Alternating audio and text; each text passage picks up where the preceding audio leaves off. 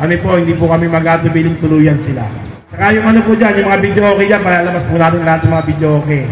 Pag hindi po nila nilabas, babasagin po natin dito po sa harapan. Ngayon, yung mga alak naman po natin nakuha, babasagin natin doon lahat. Para makita ng mga taga rito na hindi po natin bebenta yan, hindi po natin iinumin yan. Babasagin po natin lahat dyan. Malinis, maganda. At saka siyempre kahit pa paano, kumikita na po yung mga caretaker natin. Pag may problema po kayo, wag po kayong mag-alala. Lumapit lang po kayo sa akin direct. Makakausap niyo po ako anytime. Basta gusto ko lang, tulong-tulong po tayo. Naigpit natin pinagbabawal. Yung mga alak, bawal na po yung alak sa loob ng cemetery.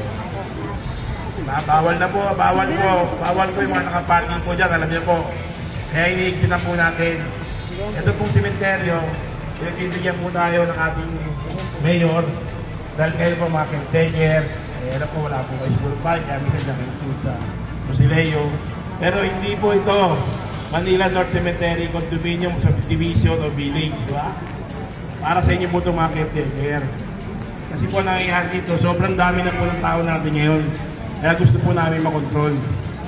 Kaya dapat sumunod po tayo sa patakaran natin. Mukha po nung pagsasarado po ng gate natin, para sa inyo po yun. Hindi po kami nagbibiro, may gobyerno na po sa Maynila.